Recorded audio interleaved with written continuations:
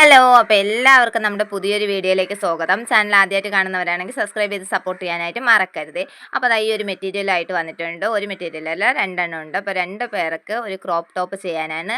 Princess line cut ചെയ്യാതെ എങ്ങനെയാണ് crop top ചെയ്യുക എന്നുള്ളതാണ് ഇവിടെ കാണിക്കുന്നത്. ഇതിൻ്റെ ഡീറ്റെയിൽ ആയിട്ടുള്ള വീഡിയോ ഞാൻ ഇവിടെ താഴെ കൊടുത്തേക്കാം. താഴത്തെ ആരോ മാർക്കിൽ ക്ലിക്ക് ചെയ്താൽ നിങ്ങൾക്ക് ആ വീഡിയോയിലേക്ക് പോകാവുന്നതാണ്.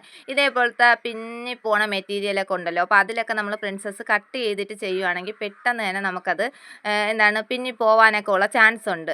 തയ്യലൊക്കെ വിട്ടു പോകാനായിട്ടുള്ള ചാൻസ് ഉണ്ട്. കാരണം എത്ര നമ്മൾ സ്റ്റിച്ച് ചെയ്താലോ നേരെ ഇരിക്കണമെന്നില്ല.